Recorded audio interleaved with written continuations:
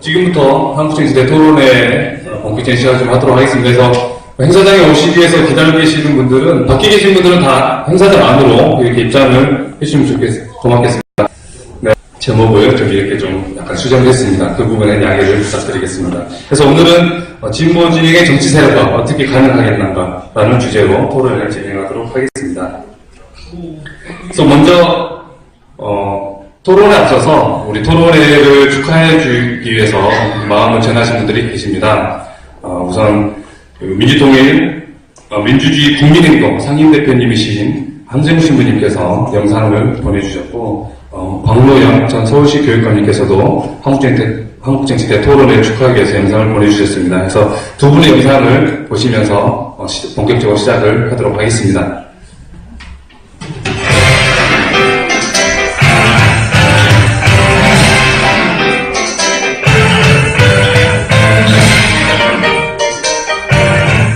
시간을 사용하는 모든 분들께 새해 인사를 드립니다. 진보 진영의 정치 세력화를 위해서 토론회에 참석하신 모든 분들께 마음으로부터 인사를 드리며 동지적 결속과 연대를 다짐합니다. 대단히 어려운 시대입니다. 저는 올해 갑오 농민 전쟁 때 농민들이 불렀던 민중가요, 갑옷에 의미적거리다 병신되겠네 라는 논의를 생각하면서 이 노래가 우리에게는 일종의 예언이라는 점을 늘 확인했습니다. 선조들의 아픈 삶, 고통스러웠던 삶을 교훈과 바탕으로 삼아 오늘의 어려운 현실을 극복하고 이겨내도록 함께 다짐합니다. 사실 잘 아시는 대로 이 정권은 불법 관권 선거로 이룩된 불의한 정권입니다. 이러한 무법, 불법이 판을 치고 있는 이 전 시대에 뜻있는 많은 분들이 정치 세력화를 위해서 애쓰고 계시는 점 높이 평가하면서 또 경의를 드립니다. 저는 특히 무리카 목사님의 말씀을 늘 되새깁니다. 우리는 매 순간 최선을 다해야 합니다. 올해 4월에 국회의원 선거가 있습니다. 오늘 토론회에서 많은 내용들 함께 이렇게 내시고 또 실천적인 가치를 함께 확인해 주시기 바랍니다. 여러분들과 함께 동지적 사랑과 결속을 다짐합니다. 고맙습니다. 한국의 민주주의의 실증을 위해서 애썼습니다. 그럼에도 불구하고 한국의 민주주의는 파탄 직전, 방전 직전의 빈사 상태입니다. 오늘 대토론의 주제가 그것을 선명하게 말해주고 있다고 생각합니다. 지난 25년간 한국 민주주의가 일반 시민들의 손에 쥐어준 것이라는 것은 대정치에 대한 지독한 불신과 날로 심해지는 양극화 경제입니다.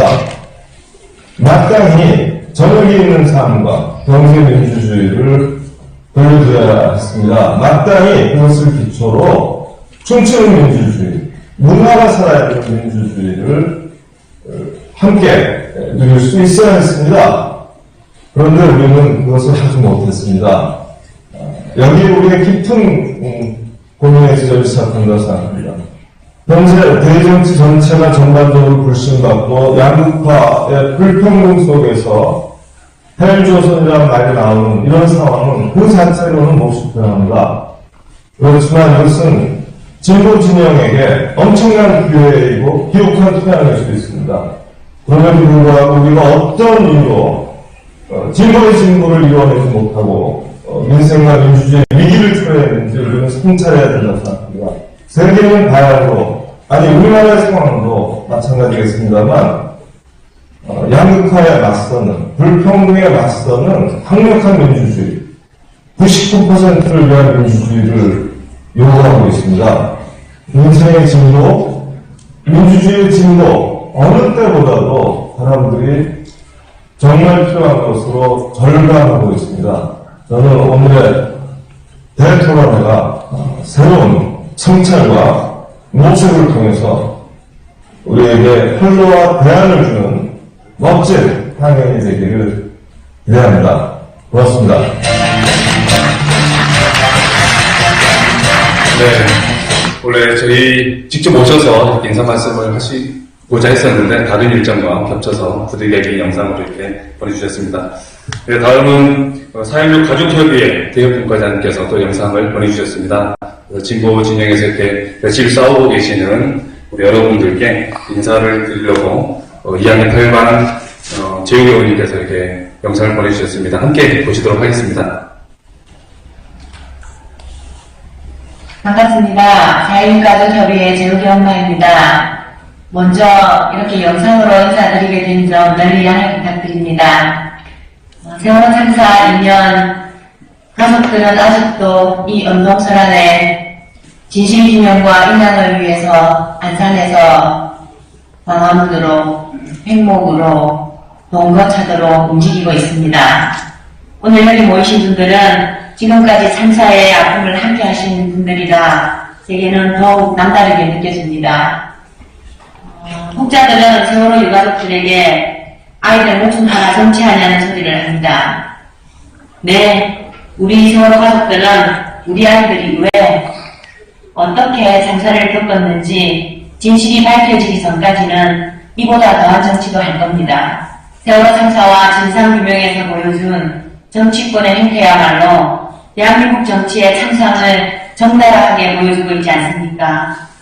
얼마 전 세월호 특별조사위에 파견된 해양수산부 공무원이 보수단체 대표를 사주해 세월호 참사 유가족을 상대로 고소를 청구하며 대놓고 가족들을 핍박한 사건이 있었습니다. 하다하다 이젠 유가족을 상대로 이 같은 행태나 일삼으며 세월호 진상규명을 방해하고 있습니다. 세월호 특별법 제정, 정부 시행령 폐기, 세월호 인양 등 도대체 우리나라 정치꾼들은 뭐하는 사람들인지 모르겠습니다. 수많은 정치꾼들이 국회 앞으로, 광화문으로, 청운동으로 저희를 위로한다시고 찾아왔지만 정작 그들이 우리 아이들의 억울한 죽음, 세월호 유가족의 맺힌 한을 풀어준 정치꾼이 누가 있습니까? 저는 우리 아이들을 잃기 전까지 정치가 뭔지 몰랐고 사실 관심도 없었습니다. 하지만 아이들의 억울한 죽음을 밝히다 보니 세월호 진상규명이라는 정치를 하고 있습니다. 몇몇 정치꾼들에 의해 대한민국 자체가 거대한 세월호가 되어버린 지금 저는 세월호 참사의 진실을 밝힐 수 있는 정치, 그래서 정의가 살아있는 정치, 국민 누구나 마음 편히 살 수 있는 정치를 기대합니다. 그게 곧 우리 사회의 올바른 정치의 첫걸음이라 생각하기 때문입니다. 여기 모이신 진보 정치를 지향하는 분들이 더 큰 책임감을 가지고 함께 해주셨으면 합니다. 우리 아이들을 잃은 4월 16일 이주기 사흘 앞이 종선입니다. 우리 유가족들도 이주기를 앞두고 세월호의 진실을 밝히기 위해 더 힘쓰겠습니다. 한국 정치 대토론회장에 모인 여러분들이 우리 사회의 올바른 정치를 위해 더 힘써주시길 간곡히 부탁드립니다. 감사합니다. 이렇게 영상을 보내주신 그 세 분께 큰 박수 한번 더 부탁드리는 것 같습니다. 다음은 시민혁명당 추진위의 대표님 모시고 또 이렇게 축하 발언 좀 들어보도록 하겠습니다. 권영국 대표님은 힘찬 박수를 모시고 가사를 모시도록 하겠습니다.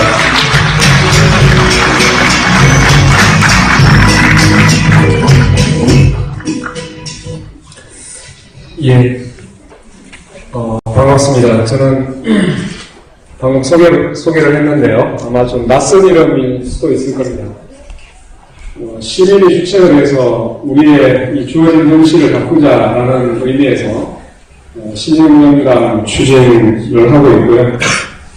지금 현재 추진위원장을 맡고 있습니다. 권영국 변호사입니다.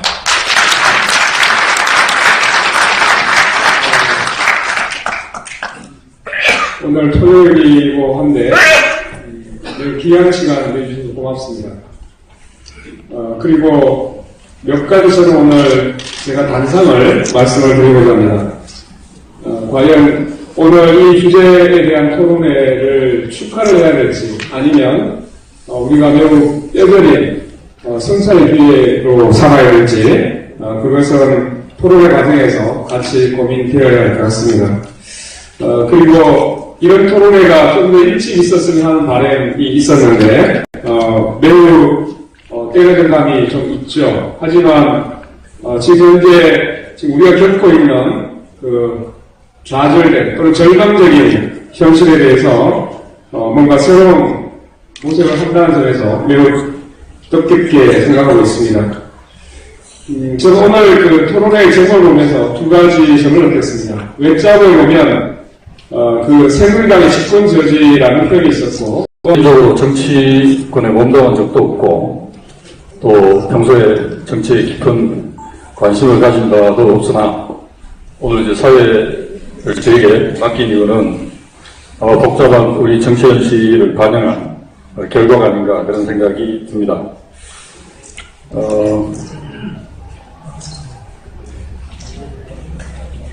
많은 분들이 같이 공감하고 계시겠지만 우리 국민들, 대중들이 삶의 현장에서 그리고 현실 정치를 보면서 느끼는 분노는 이미 인내 한계를 넘어선 지 오래라고 생각을 합니다. 근데 더 답답한 건 이런 이 대중의 아픔을 위무하고 그들의 분노를 잘 조직하고 극복해 나갈 대안을 제시하고 앞장서야 될 신뢰받는 정치 집단이 보이지 않는다는 것. 흔히들 그렇게 이야기를 하죠. 당장의 어려움보다 더 사람들을 막막하게 하고 절망에 빠뜨리는 건 미래가 보이지 않는다는 것. 미래가 보이지 않을 때라고들 합니다. 그래서 오늘 토론회에 오면서 저도 개인적으로 그런 생각을 해봤습니다. 많은 분들이 이 정치에 대해서 지극한 관심을 가지고 있고 또 일가견들을 가지고 있으나 우리가 정말로 정치를 통해서 자신의 꿈을 실현할 수 있다는 희망을 가진 지가 언제인가 싶은 생각이 들 정도로 사실 여러 가지 조건들이 어지럽고 갈피가 잘 잡히지 않는 그 또한 현실이라고 생각합니다. 그래서 오늘 이 토론회를 저는 이렇게 생각하고 준비를 했습니다. 당면한 현 정국을 각 정당이나 단체 혹은 한 사람의 시민으로서 어떻게 바라보고 있는지 그리고 당면한 이번 총선에 어떤 생각을 가지고 어떻게 참여할 것인지 기본적인 토론 내용이 되리라고 생각을 합니다만 한 발짝 더 들어가서 생각을 해보면 이번 총선이 만들어낼 결과도 중요하지만 어떤 과정을 거쳐서 총선을 치르느냐도 대단히 중요하다고 생각을 하고 또 총선 이후가 훨씬 더 우리에게 중요하리라는 생각을 합니다. 그래서 오늘 토론에 참여하신 패널들이나 게스트분들께도 같은 내용의 질문을 드리고자 합니다. 현 상황을 어떻게 보고 있는지 그리고 이번 총선을 어떻게 총선에 어떻게 임할 것인지 그리고 총선을 어떤 과정으로 거칠 것인지 총선 이후에는 우리가 어떻게 나가야 될 것인지 크게 이렇게 세 가지로 질문을 드릴 텐데요. 그렇게 준비를 해주시면 감사하겠습니다. 우선 시작하기 전에 오늘 참가하신 토론자들과 여기는 게스트라고 되어 있습니다만 구분 없이 오늘 토론을 진행하도록 그렇게 하겠습니다.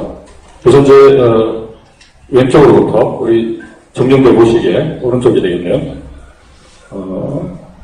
또 소개를 하도록 하겠습니다. 박현대 전국 농민의 총연맹 정책위원장 나오셨습니다.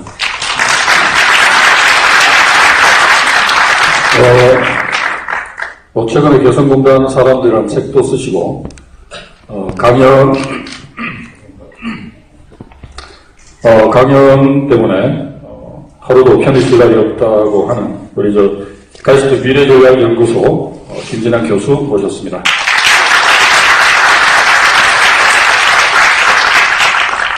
그리고 태국으로 연구로 가셨는지는 모르겠지만 가셨다가 방금 얼마 전에 기억하신 우리 윤법달 정경화연구원 교수님 모셨습니다.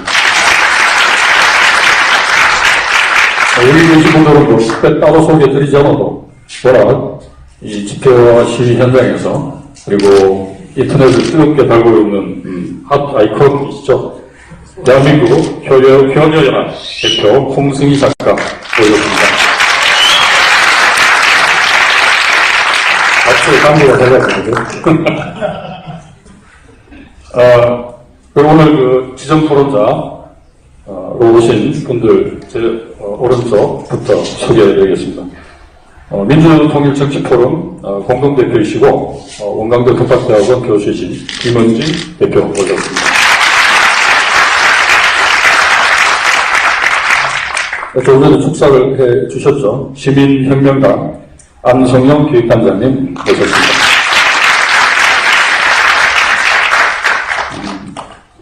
이름이 명칭이 격합니다. 해외 조선을 구하라 청년혁명 정동성 공동대표 모셨습니다.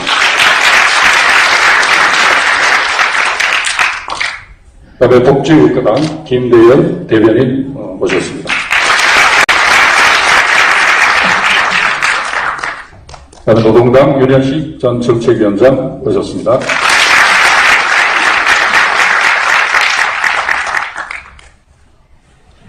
오늘 저희들이 하려고 하는 시간이 90분입니다. 여기 초대하신 분들이 9분인데 평균적으로 나눠도 약 10분 정도의 시간밖에 할애되지 않게 돼서 뭐 한 분이 강연하셔도 보통 1시간 30분 정도 하시죠. 그래서 오늘 토론 진행은 스타카토로 하겠습니다. 질문도 딱딱 끊어서 답변도 딱딱 끊어서 다음에 주장도 딱딱 끊어서 해주시면 더할 나위 없이 감사하겠습니다. 우선 순서를 좀 일반적인 토론과는 좀 다르게 해볼까 합니다. 우선 이제 총선 대응 방침 공식 입장이 표출이 되고 여기에 대해서 시민사회단체가 질문하거나 대안을 제시하는 방식일 텐데 오늘은 좀 순서를 바꿔서 시민들이 요즘 상황을 어떻게 보고 있는지 또 대중조직이 어떤 고민을 하고 있는지 먼저 한번 들어보고 그다음에 현실정치의 출사표를 직접 던진 대표분들이 가지고 있는 정세관과 보관을 들어보는 뭐 그런 순서로겠고요. 중간중간에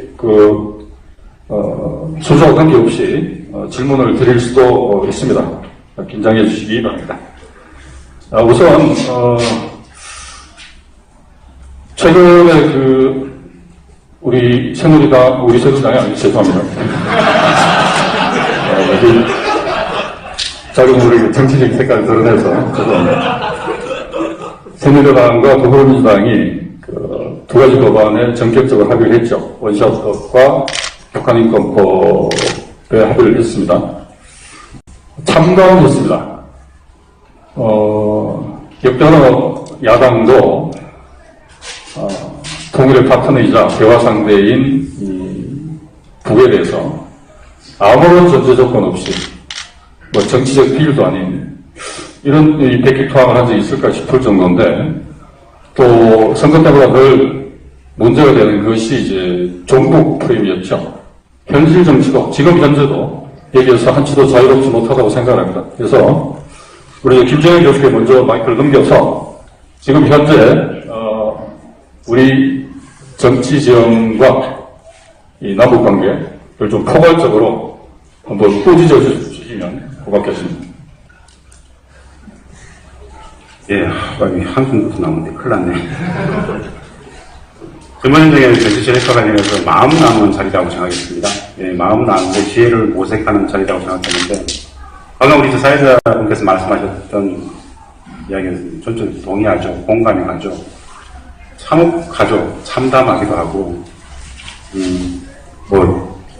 왈가왈부 그것에 대해서 더 이상의 비난은 별 의미가 없을 것 같습니다. 2008년 이명박 정부 수립 이후에 지난 8년의 역사는 완벽한 과거 외기, 독재 부활. 그 독재 부활에 가장 필요했던 것은 분단 심화였죠. 방공 반복이든 전면화. 이거 이 자리에 계신 분들은 이미 다 동의하시는 내용 같습니다. 특히나 1월 6일 수폭 터진 이후에 수폭. 사실은 핵폭행 문제의 본질은 북미관계 정상화하고 평화협정책의 요구임에도 불구하고 이것을 다시 정책을 전면화해서 북풍으로 다시 몰아갈 거라는 생각. 이 자리에 계신 분들은 다 할 것 같습니다. 4월 총선 남이 당면한 목적이라면 답합니다만 거쳐서 좀 장기적으로 봤으면 좋겠습니다. 어떤 시기든 저들은 1997, 98년 마찬가지로 그 대선 속에서 북쪽을 향해서 표전선에서 남쪽으로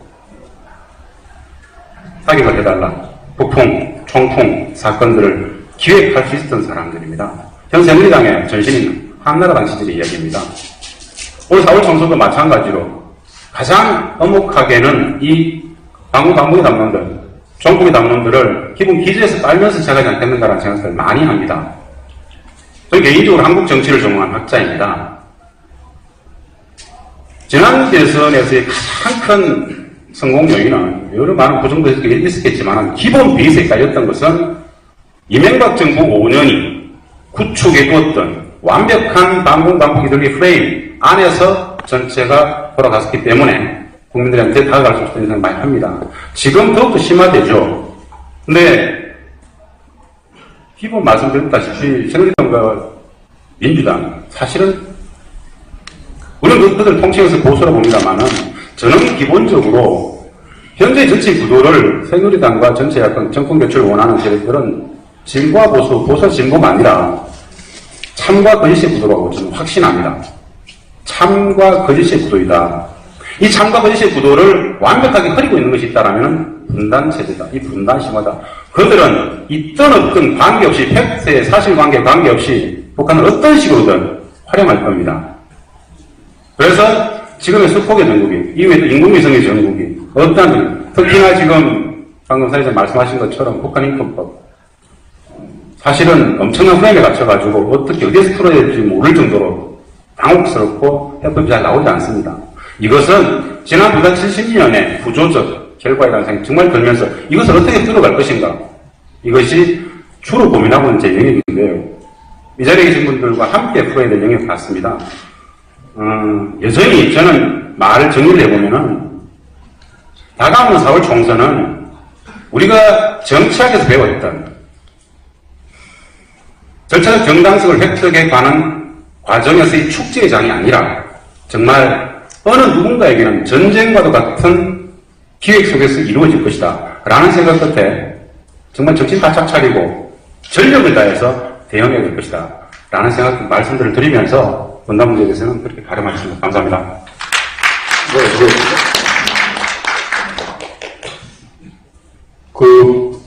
북한 문제가 우리 정치에 상수가 된 지가 꽤 오래됐습니다. 하지만 알면서도 늘 당하는 과정을 반복해 왔다고 생각을 하는데요. 이걸 어떻게 극복할 것인지도 나중에 한번 질문하도록 하겠습니다.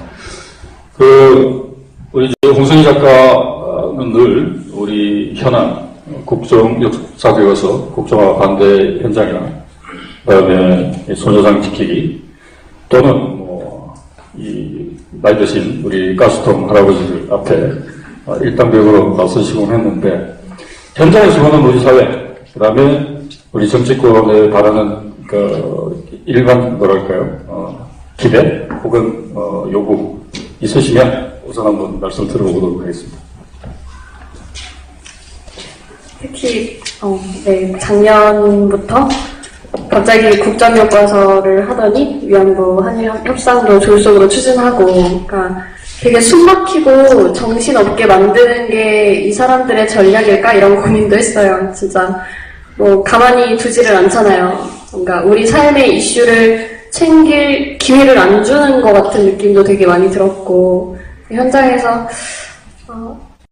뭔가 근데 이렇게 이슈가 만들어지고 그 이슈에 대응하는 방식으로 계속 활동을 저도 해왔는데 이게 정말 최선일까? 이런 고민이 많이 들었어요.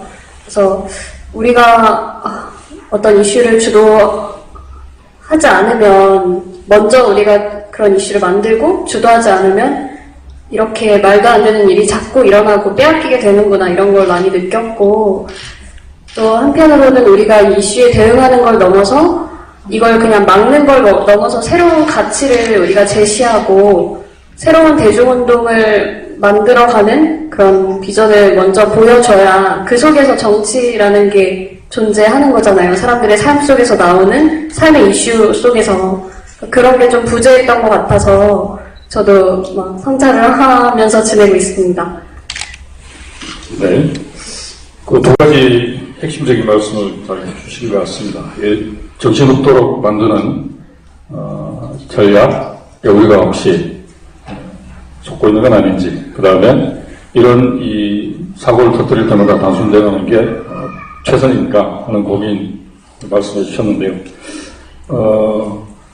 우선 처음으로 현재 대중조직 단체 대표로는 유일하게 지금 전농에서 굉장히 정치위원장이었습니다만, 우선 좀 큰 틀에서 이번 총선을 바라보고 또 대응하고 계신지 좀 말씀을 듣고 가는 게 좋을 것 같습니다. 어제였던가요? 민주노총이 총선 공동초장본부를 구성했다고 이렇게 총선 대응 방침을 발표를 했는데, 우리 전농의 입장은 어떤지 한번 들어보도록 하겠습니다.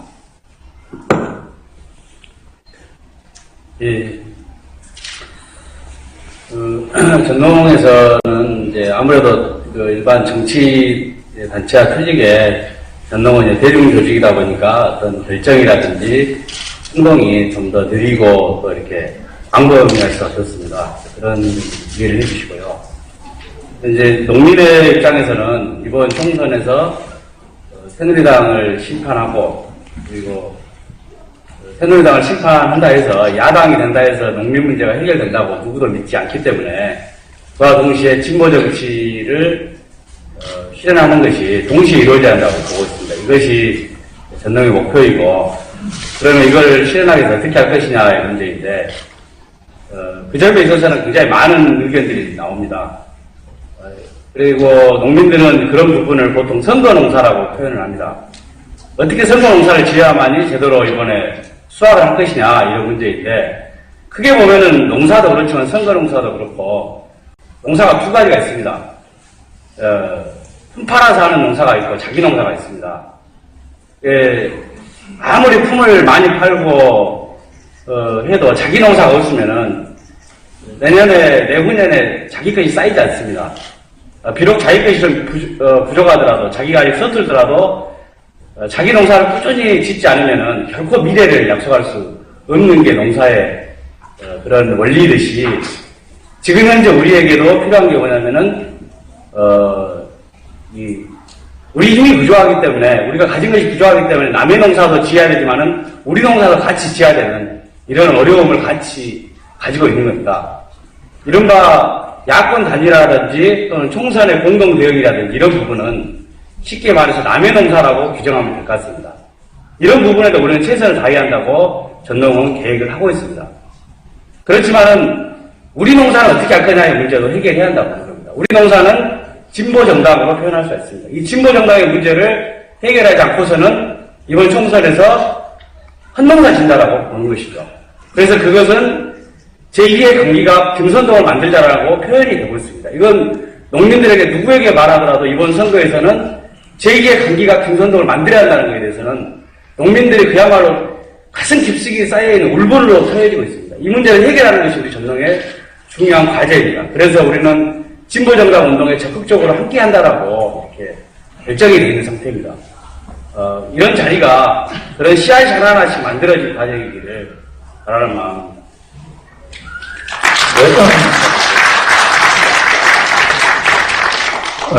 비유가 참 가슴에 와닿습니다. 다들 그러시죠? 품팔이 농사, 자기 농사.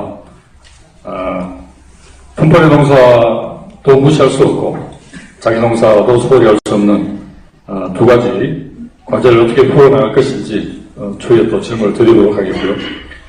우선 자기소개를 겸해서 하는 거니까 우리 윤법달 교수께도 종교인으로서 종단의 현재 상황과 입장을 간단히 들어보도록 하겠습니다. 네, 반갑습니다. 윤법달입니다. 우리나라는 아시는 것처럼 종교인의 숫자가 우리나라 전체 인구보다 훨씬 많은 곳입니다. 특이한 국가 중에 하나이고요. 그래서 사실 종교인들이 무척 중요합니다. 표를 대상으로 한다면 종교인만 접촉을 하더라도 사실은 훨씬 더 많은 표를 얻는 거죠. 상상하는 것 이상으로.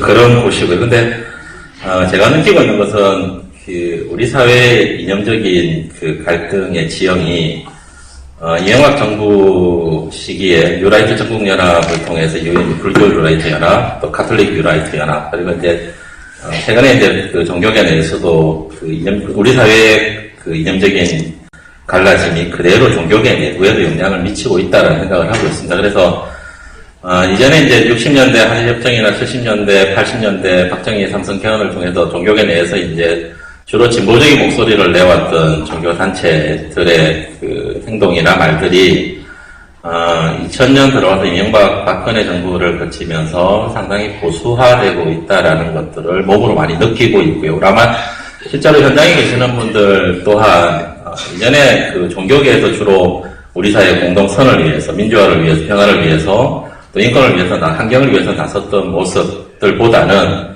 현장에서 이제 그렇지 않은 모습들을 훨씬 더 많이 보게 되는 모습들을 많이 보실 겁니다. 그래서 그만큼 종교계도 여러 가지 갈등들 속에 노출이 되어져 있다라는 말씀을 드리고 싶고요. 종교계가 사실은 진보적인 모습을, 좀 진보 성향을 가지고 있는 종교 단체는 저는 없다라고 생각을 합니다. 종교계 내부의 속성을 들여다보면 근본적으로 보수적일 수밖에 없는 지형을 가지고 있지만 종교 일부 성직자들과 일부 종교인들이 그렇지 않은 종교 본연의 모습을 찾고자 부단히 노력을 했던 모습들이 7, 80년대 이어져 왔다라는 생각을 하고 있고요.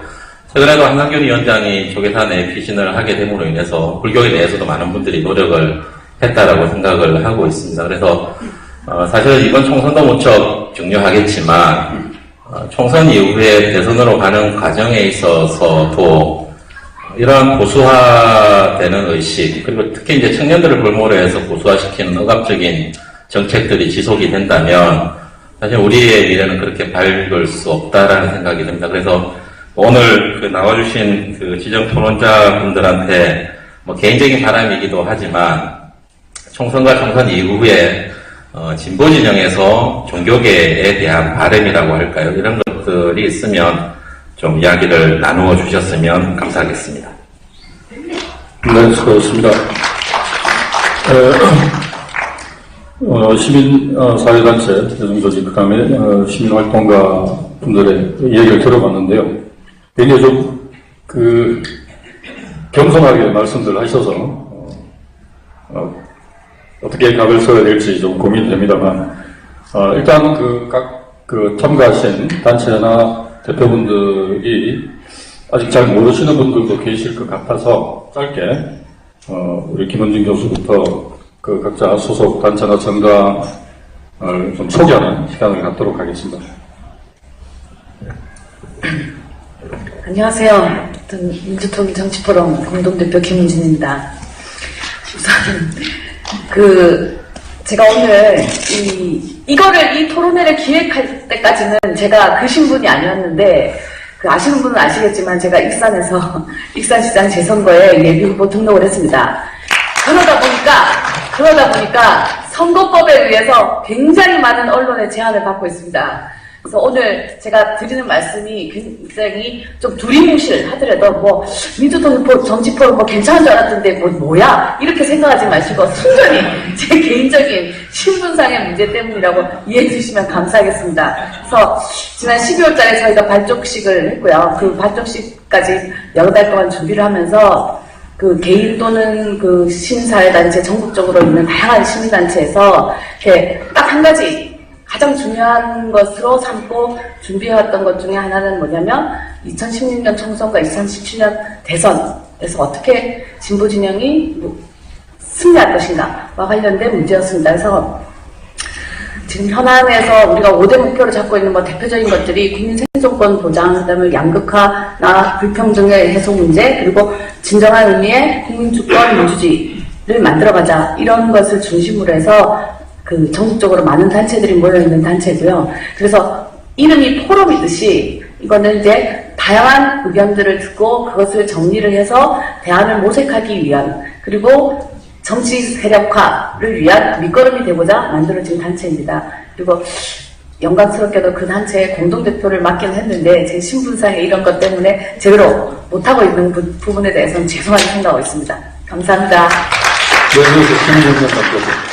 소개. 예, 저는 시민혁명당 창당기획단장을 맡고 있는 안성용입니다. 김원진 교수님 같은 사태가 벌어질까봐 저는 이 토론회 이후에 후보 등록을 하려고 합니다. 아시다시피,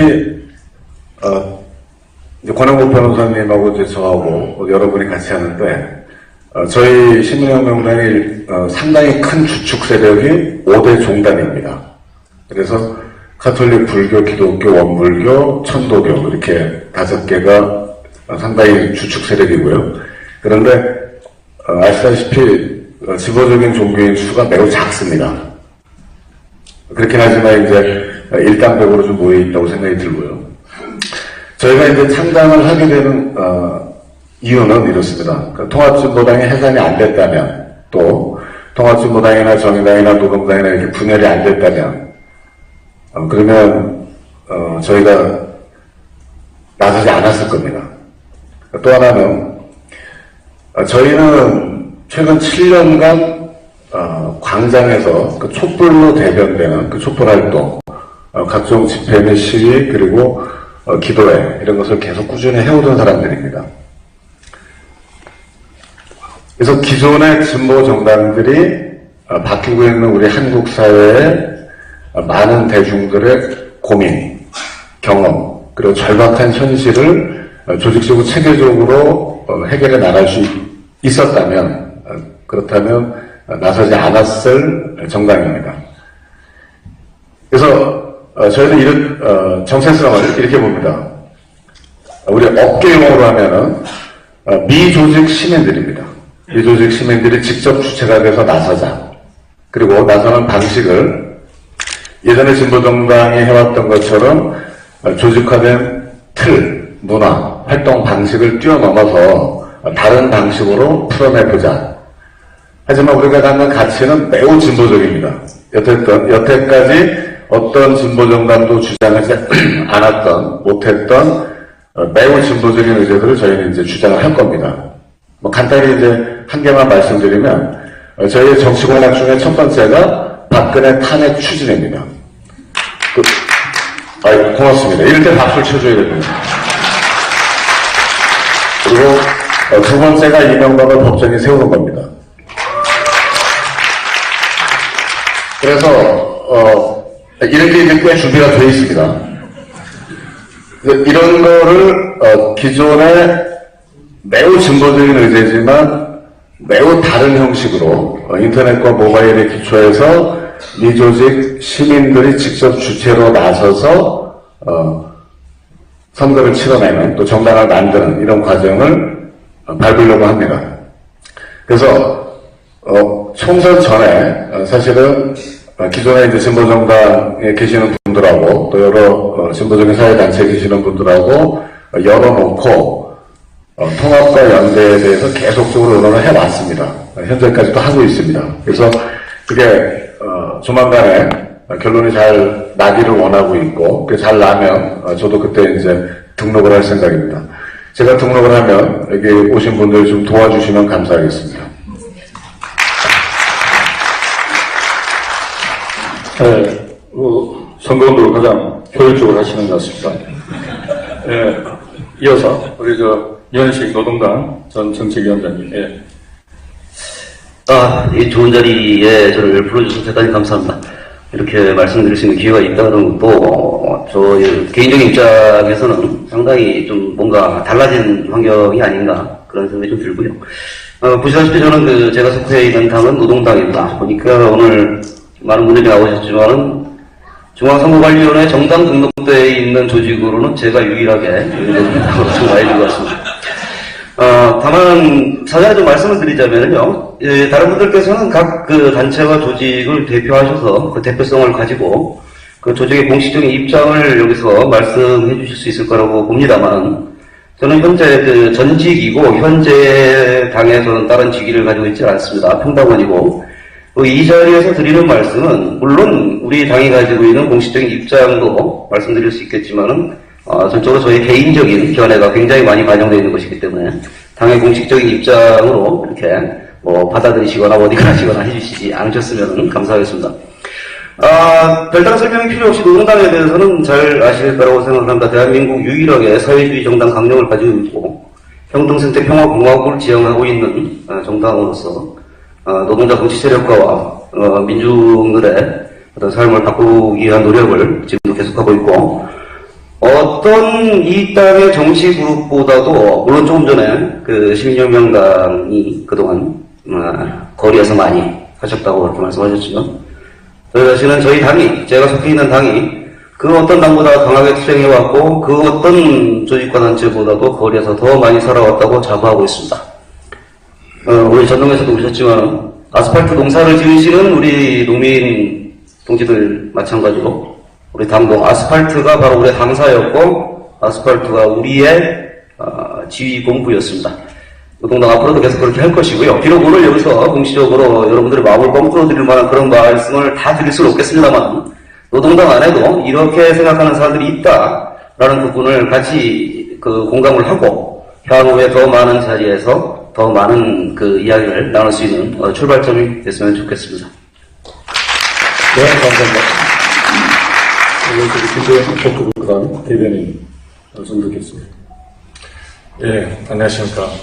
좀 전에 그 중앙선관위에 등록된 단체로 노동당이라 하셨는데, 저희 복지과당이 일주일 전에 중앙당 창당을 했습니다. 그래서 이제 어렵게 서울, 대전, 경기, 그리고 강주, 제주도 5개 지역을 창당했고, 지난 그 일요일 날 한 500명이 모여서 중앙당 창당대회를 했습니다. 저희 지금 대한민국은 상위 10%가 소득의 45%, 자산의 66%를 차지하는 세계에서 미국 다음으로 가장 불평등이 심한 나라가 되어버렸습니다. 그러다 보니 독립한 국가들 중에서 가장 빠른 산업화와 민주화를 이뤄냈음에도 불구하고 지금 대한민국의 노인 4분 중에 한 분은 폐지를 주고 있고 또 한 분은 절대 빈곤율에 시달리고 있습니다. 산업화의 주역과 민주화의 주역들이 노후를 굉장히 불행하게 보내고 있다는 거죠. 물론 자살률도 지금 10년째 세계 1위를 달리고 있습니다. 동물들도 번식을 하지 않는 이유 중에 하나가 뭐냐면 환경이 나빠지게 되면은 번식을 중단합니다. 그래서 최저 출산율도 1위를 달리고 있는데요. 저희는 이런 문제를 근본적으로 해결하기 위해서 복지과당을 만들었는데요. 예, 그 모태는 2007년도에 사단법인 복지과 소사이어티가 정말 대한민국이 이제 복지국가로 가야 한다. 이런 모태로 그동안 정치권과 사회에 복지 담론을 제공해왔습니다. 여러분들이 잘 아시는 무상급식, 무상보육, 공공사무조리원, 청년배당, 저희가 100% 다 했다고는 말씀 못 드리겠지만 이런 분야들을 각지의 전문가들과 꾸준히 제공을 해왔고 정치권들이 이것들을 받아들였습니다. 근데 이게 선거 때만 되면 선거 전략이나 정략적으로 이용만 할 뿐 실질적인 복지국가, 민생 문제를 외면하더라고요. 그래서 저희가 당을 만든 이유는 그동안 이 모든 각종 집회를 통해서 본 이 대한민국을 망친 주범들은 결국 정치다. 그 정치는 우리 사회에서 성공한 소수의 엘리트들이 국민 대다수인 노동자와 농민, 중소상공인, 자영업자 이익을 대변하지 않고 기득권을 유지하기 때문에 이런 대한민국이 해시됐다 이러면서 보통 사람들이 중심이 되는 정당, 보통 사람들이 민생 문제를 해결하는 정당을 만들자 해서 이렇게 복지국가당을 정당하게 됐습니다. 검색해서 많이 눌러주시기 바랍니다. 감사합니다. 자, 끝으로 정종선 헬조선 청년혁명 대표로 말씀 좀 부탁드립니다. 네, 헬조선을 구하라 청년혁명 공동대표 정종성입니다. 저희는 딱 10일 된 것 같네요. 지난주 이제 수요일 날 공식적으로 이제 1000명의 전국적인 1000명의 청년들을 모아서 8개 단체가 함께 이제 결성을 했습니다. 그리고 이제 엊그제 국회 앞에서 기자회견을 저희가 했었어요. 박근혜 대통령이 지금 뭐 민생 살리기 법안이다, 청년 희망 펀드다 얘기를 하고 있는데, 그냥 두면 안 되겠어가지고, 10만 명 청년 살리기 10대 법안을 저희들이 내용을 좀 마련을 했습니다. 그래서 이 법안을 가지고 우리들은 실제 청년들 살리는 운동을 하겠다. 그래서 서명을 받고, 어쨌든 하루 만에 온라인상에서 뭐 이렇게 1000명의 분들이 동참도 해주시고, 그런 또 기원상을 좀 보고 있습니다. 그래서 목표를 10만 너무 적게 세우지 않았나 이런 생각도 저희가 지금 가지고 있는데요. 저희가 사실은 이 청년혁명을 만든 가장 핵심적인 이유는 이런 거였습니다. 지난 한 해 사실은 나라 청년들이 살자고, 청년들은 포기하지 않는다라고 수없이 세상의 문을 두드렸습니다. 11월 14일 청년 총궐기를 통해서 전국에서 2000여 명의 청년들이 한자리에 모여서 이 헬조선을 뒤집어보자 이런 이야기를 했습니다. 그럼에도 불구하고 대한민국 정치 현실은 청년들에게 돌아온 것은 아무것도 없었습니다. 예전에 제가 대학 다닐 때는 청년이 서야 나라가 산다 이런 얘기 했습니다. 지금은 좀 반대가 된 것 같습니다. 나라가 제대로 서지 않고서는 청년들이 살 수 있는 구조가 아닙니다. 이번 주에도 청년 한 명이 취업난 때문에 대구에서 목숨을 끊었습니다. 자살공화국이죠. 가장 많은 비율을 차지하는 게 청년들입니다. 그래서 저희들은 그동안 저희들이 세상의 문을 두드렸던 것을 넘어서 이제 우리가 직접 세상의 주인이 되겠다라는 취지를 가지고 청년혁명을 만들었습니다. 그래서 청년들의 문제를 직접 해결하고, 그리고 청년 문제 해결에 대한 근본적 방안 마련, 그리고 마지막으로 청년들이 직접 정치 세력화를 실현하는 문제를 기본으로 두고 저희가 이제 결성을 했고요. 지금 아까 말씀드린 대로 지금 10만 서명을 가지고 청년들을 모을 겁니다. 힘을.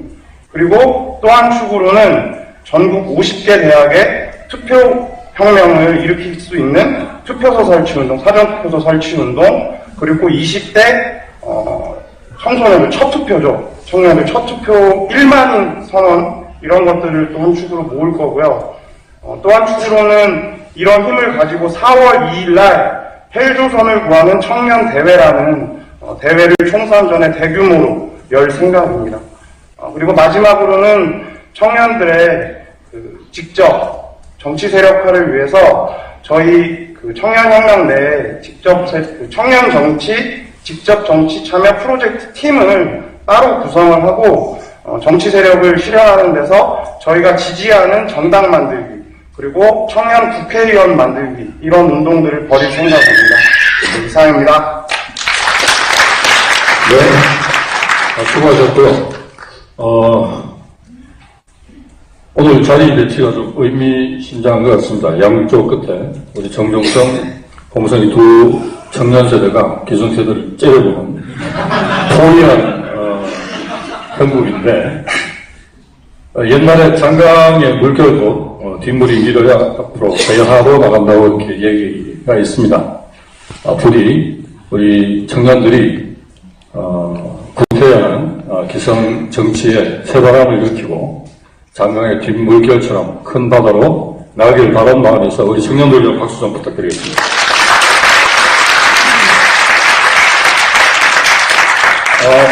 이거는 소개해서 한 바퀴 쭉 돌았습니다. 본론으로 들어가서 빠르게 진행을 해보도록 하겠습니다.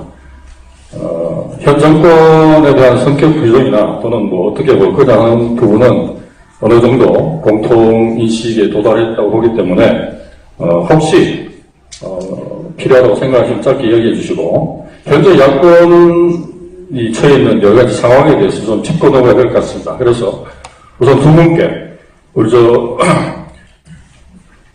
복지국가당의 김대현 대변인과 우리 전농 박형대 정책위원장께 현재 상황을 어떻게 보고 있는지 또 봐야 할지에 대해서 야권 상황입니다. 짧게 발언 부탁드리겠습니다. 이 부분은 좀 길게 하지 않았나요, 지금? 네. 짧고 길게 해주십니다.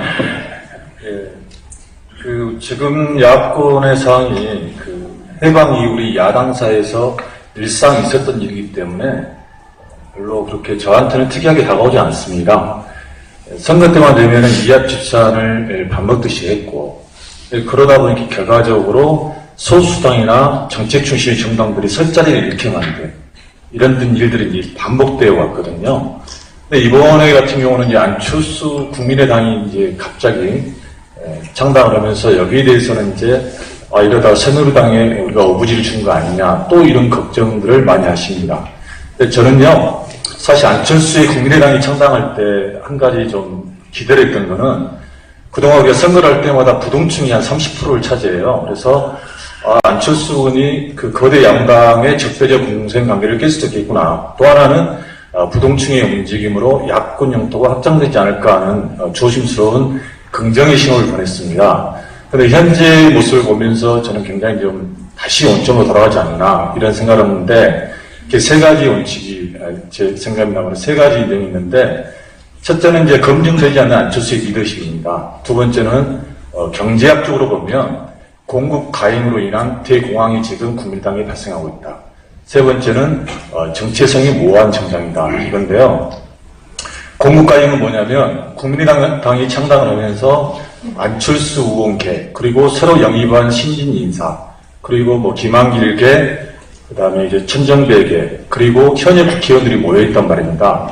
근데 국회의원 자리는 한정되어 있는데 이 많은 사람들이 어떻게 자리를 비워나겠습니까? 예전 같으면 DJ나 김영삼 같은 경우는 카리스마와 강한 리더십으로 이것들 정리를 해나가는데, 제가 봤을 때 안철수 의원은 그런 리더십들이 좀 불안하다. 그리고 두 번째는 이제 역시 마찬가지로 공급 가행으로 인한 내부 균열인데, 출마자들이 많아지다 보면은 어쨌든 간에 싸움이 일어나게 되고, 그러다 보면 국민들이 저 당도 똑같은 당이구나 했을 때 다시 원점으로 돌아갈 수 있다는 생각이 듭니다.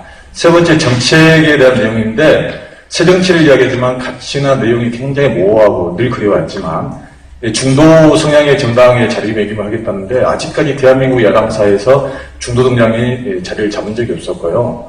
또 하나는 제3당이 성공한 사례가 딱 두 번 있었습니다. 한 번은 1985년에 신한민주당, 그리고 1995년에 새정치 국민회의인데, 전자는 독재 정권인 전두환에 맞선 절차적 민주주의를 수호하기 위한 그 투쟁이 있었고, 후자의 국민회의 김대중은 전국적인 지선호국급 뭐 이런 그 환경적 요인이 있었는데, 안철수 의원에게는 그런 요인도 없다 해서 저는 좀 국민의당이 성공을 못할 거라는 생각을 조심스럽게 해보고요. 그러다 보면 결국은 대한민국 국민들이 이분법의 그 선거투표 영향을 많이 지금 가지고 있습니다. 절대로 제3당의 언저리에 앉혀주는 것을 못 봤어요. 그래서 결과적으로 또다시 여와 야의, 거대 여와 야의 양당의 투표 성향을 보이지 않을까 이런 생각을 해보고요. 다만 지금 저희가 걱정하는 거, 그리고 진보 정치가 걱정하는 건 뭐냐면, 이제 공급 가행으로 인한 사람들이 여당처럼 질서 있는 후퇴를 해주면 싸움이 안 일어나는데, 흔히 말하는 깽판 정치죠. 너 죽고 나 사자는 건데, 수도권 같은 경우는 이제 그 당내 반발이라든가 뭐 배신감으로 인해서 같이 출마를 해서 여권표를 이제 감소시키는, 그래서 공멸할 수 있는 이 분위기가 지금까지 역대 선거 중에서 가장 지금 근접한 상이다. 그리고 또 하나는 전혀 지금 검증되지 않는 안철수에, 그리고 거기에 모인 사람들이 오로지 당선만을 염두에 두고 모인 사람들이기 때문에 언제든 거기에 거리가 멀어졌을 경우에는 내부 균열이 일어날 수 있다. 여기에 대한 우려가 됩니다. 그래서 저는 이제 결론적으로 말씀드리면, 현재 야당의 분열은 이제 그동안 야당사에 꾸준히 있어왔던 일이고, 다만 진보정당은 그러면 어떤 자리를 위치할 것이냐, 여기에 대한 관점인데, 저는 선거 제도의 문제라고 봐요. 저희가 아무리 열심히 해도 현행 선거 제도 하에서 정치학에서 말하는 그 디벨리제의 법칙인데, 소선거구제는 양당제를 놨습니다. 양당제는 결국 소수 정당이 들어설 수 없는 이런 한계를 갖고 있는데요. 그래서 제가 작년에 모 정당의 의원님하고 우연히 차를 마시면서 열띤 토론을 했었는데, 당신들이 지금 해야 할 거는 선거제도 개편 싸움을 머리띠 묶고 나와 싸워야 한다. 그래야 당신들도 살고 소수당도 그리고 정책 중심 정당이 들어설 수가 있다. 이렇게 말씀드렸는데 역시나 기대에 못 미치고 이번 선거도 양당 구도로 갈 확률이 커졌다는 겁니다. 그래서 이제 진보정당의 과제는 무엇이고 그리고 어떻게 자리를 정할 것인가에 대해서는 그 다음 주제가 있기 때문에 그때 가서 말씀드리겠고, 현재 상황은 야당사에서 흔히 벌어진 일이고 안철수의 국민의당은 제가 봤을 때 개인적으로 좀 실패 확률이 높다. 이 정도만 말씀드리겠습니다. 네, 감사합니다. 어쨌든 뭐 야당의 분열사항은 어제 오늘의 일이 아닌 것만큼 일일비할 필요 없다 말씀이었던 것 같고, 그 다음에 현 선거제도, 소선거구 제도 하에서는 이 양당으로 수렴되는 구조적인 문제가 있기 때문에 어떤 선거제도 효과가 공정한 경쟁의 전제 조건이어야 한다 말씀이었던 것 같습니다. 두 번 더 말씀드리겠습니다만, 일단 전당정책위원장님으로부터 현재 상황, 꼭 정치 상황이 아니더라도, 말씀을 좀 듣고 다른 분께 많이 넘기겠습니다. 네, 야당 관련해서는 다들 여기 계신 분들이 말씀 안 드려도 공감하시라 생각하고요. 2차 민중 총궐기가 있는 12월 5일 날 야당의 저는 본 모습을 보고 너무나도 가정스러웠습니다. 왜냐하면은 그때 민주당 그때는 정당 명임이 새정치민주연합이었죠. 근데 국회의원들이 거리에 나왔어요. 같이 나왔는데 그 사람들이 외친 구호가 뭐였냐면은 기억하십니까? 평화 집회 그런 거였어요. 평화 배지 달고 그랬거든요. 정말 야당이라면 그 사람들이 해야 될 것이 백남기 농민에 대한 국가폭력을 박근혜 대통령이 책임자라고 외쳐야 될 야당이 자기들이 무슨 종교애들도 아니고 가운데서도 평화집회라는 이런 얼토당토 않는 그런 것이 결국은 한국 사회 야당의 그대로 그 모습을 보여주고 있다고 봅니다. 이런 것을 더 이상 용납해서 안 된다. 아무리 안철수, 문재인, 표창원, 옷을 바꿔 입고 나와도 농민들은 결코 그 사람들을 새로운 야당, 우리의 마음을 해결할 수 있는 사람으로 절대 보지 않습니다. 하나의 그냥 정치인에 불과한 것이고, 또 심하게 말하면 하나의 사기꾼에 불과한 것입니다. 아무리 그럴싸한 개혁적 인물이어도 이게 한국 사회에 엄연하게 나타나고 있는 모습이라고 보고, 그래서 이런 부분을 어떻게 하면은 우리 진보 진영이 교체해 나갈 것인가, 이게 우리에게 주어진 과제지 않는가. 네, 썩은 물은 갈아야 한다. 이런 말로 가름할 수 있을 것 같습니다. 우리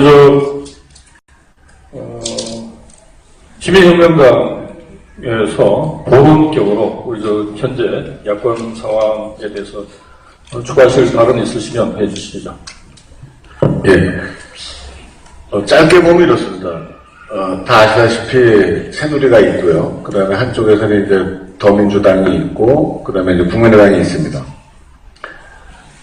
언론에 계속 나오는 대로 더민주가 영입을 하고 있고, 선거 전에 이제 본격적으로 준비가 들어갔고요. 국민의당도 마찬가지로 2월 2일 이후에 이제 들어갈 거라고 봅니다. 그 양당이 통합을 하는 건 불가능하다고 보고요. 그 양당이 일부 연대 정도는 하겠지만, 가령 지금 현재 논의가 나오는 것처럼 호남에서 경쟁을 하고 수도권에서 연대를 한다라고 하는 거는 그렇게 안 될 것 같습니다. 그렇게 본다면, 일려 다야 구도는 필연적입니다. 근데 더 중요한 것은 이제 우리가 관심 있게 봐야 될 것이, 정의당이 민주당하고 전략협의체 구성을 해서 선거연대를 공표했습니다. 언론에 나오는 거로는 약 10개 지역에 선거연대를 하겠다라는 뜻인데요. 제가 보기에는 민주당 입장에서는 정의당과 선거연대를 하면서 소위 개혁적 성격을 좀 더 강화할 겁니다. 그리고 국민의당을 이제 좀 더 오른쪽으로 몰아낼 거고요. 민주당이 잃는 건 별로 없다고 봅니다. 그 10석을 정의당에서 받아서 수도권에서 과연 1대1 구도가 됐을 때라는 모르겠지만, 국민의당에서 후보가 나온다고 보면 사실상 1대2 구도가 되는 상황이기 때문에 민주당에서는 어쨌든 야권 단일화를 위해서 최대한 노력을 했다라는 정치적 성과는 얻겠고, 하지만 정의당 입장에서는 그 성과를 가지고도 국민의당 때문에 정치적 성과를 실제 얻기가 어려운 국면에 처할 것이다. 자, 그런데 이 대목이 이제 굉장히 중요한 것이 나머지 진보 정당들이 어떻게 연대를 해서 상황을 돌파할 것인가와 직결된다. 그렇기 때문에 이제 중요하다고 봅니다. 이 대목에서 현재 정의당은 원래 오늘 이제 이 토론회 주최 측에서 정의당에 이제 교섭을 한 걸로 알고 있는데요. 이제 정의당에서 나오지 않았는데, 정의당에서는 현재 진보 전체의 대표성을 정의당만이 가능하다라는 스탠스를 갖고 있습니다. 그래서 이것이 이제 상설화가 되고 언론을 통해서 이제 대중들에게 하나의 형식화가 된다면 나머지 진보 정당들이 실제로 이제 어떻게 이번에 정치 세력화를 어떻게 할 거고 어떤 식의 조직적 목표, 정치적 목표를 실현해 나갈 건가가 매우 관건이 되는 대목이다. 이렇게 일단 말씀드리겠습니다. 현재 야권에서 진행되고 있는 여러 가지 이 합종 연행이라고 해야 되나요?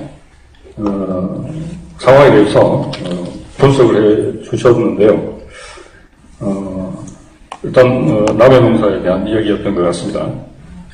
자기 농사 얘기는 조금 있다가 같이 하는 걸로 하고, 우리 저 양쪽 끝에 계신 청년 대표라고 임의로 부르겠습니다. 청년 대표 두 분은 현재 그 야권 상황에 대해서 어떻게 보고 계신지 좀 의견을 들어볼까요? 예, 먼저 정 대표. 네, 한마디로 얘기하면 개판이죠. 네, 딱 드러나는 것 같습니다. 지금 대학생들이 근 한 달째 위안부 소녀상, 일본 대사관 소녀상 앞에서 농성을 하고 있습니다. 대한민국 야권 정치인 한 명이라도 왔다 갔습니까? 국회의원들 한 명이라도 왔다 갔습니까? 농성한 지 한 2주 거의 지나가지고 전화 한 통화 그 지역구에 있는 의원실에서 왔다고 합니다. 학생들이 이 추운데 텐트도 없이 농성하고 있다면 말 다 한 겁니다. 말 다 한 거죠. 대학생들이 잘못해가지고 소녀상 앞에서 이 추운 날씨에 그러고 있습니까? 사고치고 잘못한 거는 정치인들이 잘못한 거 아닙니까? 정치 똑바로 못해가지고 왜 국민들 개고생 시킵니까? 그런데 그 국민들 옆에 정치인들 없다는 겁니다. 야자가 부끄럽지 않습니까? 그러고도 무슨 야당 정치인이라고 얘기합니까?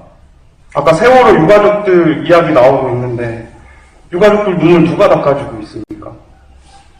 전 단적으로 지금 대한민국 정치 현실이 딱 이렇다고 생각합니다. 한마디로 진짜 엉망진창이다. 제대로 된 정치인 한 명 없는 게 지금 대한민국 현실 아닌가 모르겠습니다. 제가 보기에는 청년혁명 지금 같이 준비하는 청년들 같은 경우에 현실 정치에서 지금 지지하는 국회의원, 정치인 과연 있을까? 저는 그런 생각하고 있습니다. 이상입니다. 네. 공감의 박수인 것 같습니다. 영하 15도, 최강온도 영하 20도가 넘는 날씨에 국가가 저질러 놓은 이 잘못된 합의를 국민이 나서서 무효화시켜야 되는 이건 거꾸로라고 하기도 힘든 상황. 누가 그런 표현을 하셨죠? 이게 나라인지 모르겠다고. 이 상황에서 가장 큰 피해와 희생을 강요받는 세대가 젊은이들이라고 생각합니다. 그래서 또 한 번의 젊은이로부터 요즘 상황에 대해서 특히 또 현장에서 느끼는 소감을 한번 들어보고 싶은 홍성희 대표 한번 말씀해 주실까요? 우선 정당이, 그러니까 기성 정치가 정치를 한다고 하지만 다 퍼포먼스 하는 것 같거든요. 얼마 전에 퍼포먼스 그만하고 정치를 하라고 정말 말하고 싶었는데, 기성 정당이 사실 정당이 아니라 선거 기획사잖아요. 선거 전략 기획사, 새누리당은 뭐랄까 재벌 기획사라면 더불어민주당은 좀 그 브랜드를 공유하는 소규모 프랜차이즈들의 연합? 이런 느낌인데, 정치가 부재하고 특히 야권에서도 한 사람 중심, 어떤 인물 중심의 이슈 상품을 만들어내서 공천하고 이런 방식으로 끊임없이 정치가 되풀이되고 있는 거죠. 그러니까 사람들이 정치에 무관심한 게 아니라 정치라는 라운드를 그 사람들끼리 점거하고서 사람들을 정치에서 소외시키고 있는 거잖아요. 그러니까 이게 단순히 이번 진보당 해산 이후의 문제일 뿐만 아니라 지금까지 정치에서 사람들이 계속 소외되어 왔던 어떤 정치 문화의 좀 근본적인 문제인 것 같아요. 그래서 저는 좀 아까 시민혁명당 분이 말씀하신 것처럼 좀 새로운 정치 활동, 새로운 조직 방식에 대해서 좀 더 본질적인 성찰이 필요한 것 같아요. 그래서 저는 모바일이나 SNS를 활용한 좀 모든 사람들을 담을 수 있는, 삶을 담을 수 있는 새로운 정치 방식이 필요하다고 생각하고, 효녀연합도 지금 SNS 조직이거든요. 마찬가지로 우리가 놓치고 있는 것들이 굉장히 많다는 생각을 합니다. 네, 고맙습니다. 우리 두 청년들의 표현이 굉장히 신랄합니다. 정당이 아니라 선거기획사다. 그것도 새누리당은 재벌기획사고, 야당은 군소 기획사라는 표현을 하셨는데, 아니다라는 반론을 듣고 싶습니다만, 오늘 참여하신 분이 없어서 다음 기회에 꼭 한번 들어보도록 그렇게 하겠습니다. 정세 관련 한 이야기가 조금 길어지긴 했습니다만, 이유는 그렇습니다. 상황을 보는 눈이 같아야 거기에 대한 대응 방안도 같이 나올 수 있기 때문에 여러분들에게 상황 이야기를 들었습니다만, 혹시 방금 제기한 정세인식을 들으시고 이건 좀 보완해야 되겠다거나 아니면 이건 좀 꼭 짚고 넘어가야 되겠다는 부분이 있으시면 기회를 드리겠습니다. 어느 분 말씀해 주시죠. 예. 지금 정치의 문제점을 이야기하면서 우리는 항상 사람의 문제를 이야기하거든요. 그러니까 사람이 바뀌어야 한다는데 저는 시스템의 변화를 자꾸 주장하는 겁니다. 왜냐하면 국회의원이 되기 전에 여러분 주위에 있는 선배들, 특히 486 운동권 출신들, 시민사회단체 출신들 얼마나 제대로 된 사람들이고 의욕이 불탔습니까?